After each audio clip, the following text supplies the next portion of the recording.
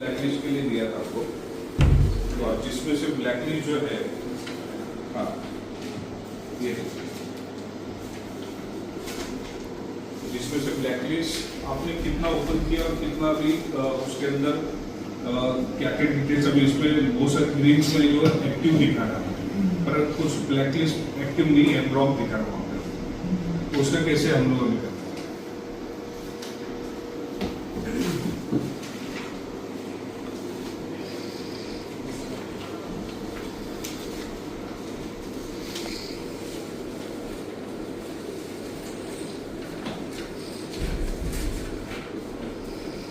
जिसमें से पुणे के मेरे ख्याल से लगभग पुणे के आईडी जो है उसमें कुछ एक्टिवेट दिखा रहे और कुछ पुणे के पीवीसी के लिए क्या है, पीवीसी उनको दिखाना है.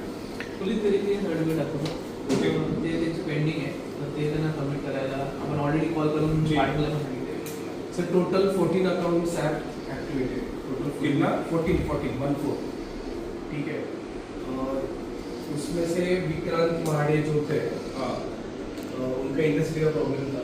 इंटरसिटी एक्टिव कर दिया, इंटरसिटी एक्टिव कर दिया. ठीक है. और ब्लैकलिस्ट के जो है, ब्लैकलिस्ट के टोटल 150 आईडीज हैं. हाँ, उसमें से मैं एक चांस देके मैं ट्राई करूंगा कितने एक्टिवेट कर सकते हैं, बट मुझे एटलीस्ट थोड़ा टाइम चाहिए उसके लिए. But I am considering those accounts. That's one. Second, BGC के 23 अकाउंट्स है, वो ऑलरेडी एक्टिव स्टेट में ही है. मुझे उनका बस पीसीसी चाहिए, पुलिस क्लियरेंस. ठीक है. तो आपके यहाँ से उनको कॉल गया है? ऑलरेडी सबको कॉलिंग है. 23 अकाउंट से सबको कॉलिंग है. अगर उन्होंने पीसीसी सबमिट कर दिया उनका अकाउंट एक्टिवेट हो जाएगा. ओके.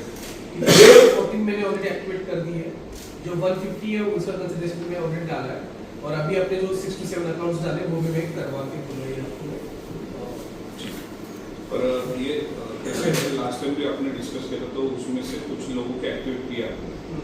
अभी कुछ मेजर जो इश्यूज है, जैसे कि किसने डुप्लीकेट अकाउंट बनाया है, इसका कुछ अलग कारण से है, तो मैं चाहता हूँ कि यूनियन की तरफ से कि आप एक एटलीस्ट उनको वन चांस दीजिए.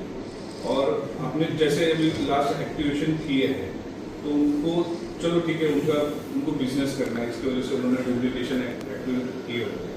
पर जो एक्टिव करने लिए डुप्लीकेट अकाउंट जो बनाने वाले हैं तो उनको भी आप बता दीजिए ना. सर जो लोग बाहर से पैसा देके करते हैं वो ऑफिशियल उबर ऑफिसेस नहीं है. अच्छा. वो फ्रॉड ऑफिस है, उसके ऊपर ऑलरेडी हम एक्शन करने वाले हैं. उबर का यही बस एक लीगल ऑफिस है जहाँ पे जो भी एक्टिवेशन जो भी करना है यहाँ पे ही होता है. बाकी जो भी ऑफिसेस है जो हमारे स्पॉट्स ऑफिस छोड़ के वो सारे डुप्लीकेट ऑफिसेस. तो हम चाहते हैं कि एटलीस्ट 150 भी, इसके अलावा भी कुछ अकाउंट्स है नहीं. आप मेरे साथ लिस्ट शेयर कीजिए सर, मैं रिव्यू करूंगा और I will get back to you. जैसे मैंने इसका आपको पूरा दे दिया, मैंने सेम बाकी के भी अकाउंट आपको दे दिया. ठीक है, कोई इशू नहीं. अभी पुणे के तो हमने देखे बहुत सारे एक्टिवेट हो गए, मुंबई के भी है, जिसमें से ना ये हमारे कुछ अभी ड्राइवर्स हैं जिनका एक्टिवेशन बाकी है कुछ कारण की वजह से. तो उनका अगर एक्टिवेट होने के बाद मैं सच में उबर के लिए एक मैं वीडियो भी बनाऊंगा. पर इसकी मैं अभी आपने बताया था 17 रुपीज़ जो पर किलोमीटर मिलना चाहिए, वो आज कुछ जगह पे 15 भी मिल रहा है, 16 भी मिल रहा है. सर वो एज केसेस है, जो भी एज केसेस है वो हम रिइंबर्समेंट करवा देंगे, बट उनको ऑफिस में आना पड़ेगा, ऑफिस में एक बार चेक करना. ठीक है ना. पर हमारा रिक्वेस्ट है सर कि जब तक पॉलिसी लागू नहीं होती तब तक जो आपने कहा है, हमने वादा किया आपने कि 17 के नीचे हम लोग नहीं आएंगे, तो वो जो रेट है 17 रुपीज़ वो एटलीस्ट आप रखिए.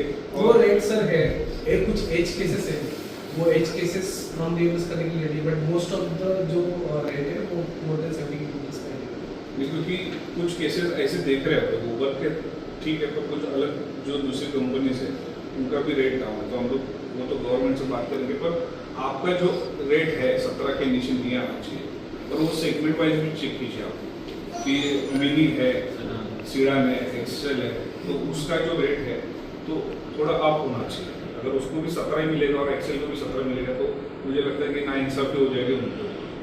तो वो रेट का रेशियो जो है वो आप चेक कीजिए, क्योंकि हम लोग पीछे लग रहे हैं गवर्नमेंट के कि गवर्नमेंट को बोले कि पॉलिसी जल्द से जल्द चालू कीजिए और वो सेगमेंट वाइज होना चाहिए. कि 17 रुपये हमारा रेट नहीं है एक्चुअली में जाओगे तो हम लोग का डिमांड है फुल कैब के हिसाब से रेट हमारा होना चाहिए.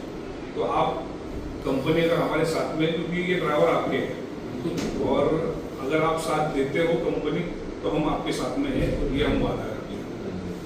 ठीक है ना सर, सिर्फ हमें सपोर्ट चाहिए आप लोगों का, क्योंकि ये ड्राइवर कम्युनिटी जो है डेफिनेटली सर, 100%। वो आपके साथ में एनी टाइम खड़े होने के लिए तैयार है, पर कुछ रीजन की वजह से हमें आंदोलन करने पड़ते हैं। वो आंदोलन नहीं होगा इसकी गारंटी हम लोग देंगे, पर हमारे जो प्रॉब्लम्स और इश्यूज है वो निकलने चाहिए उसमें से।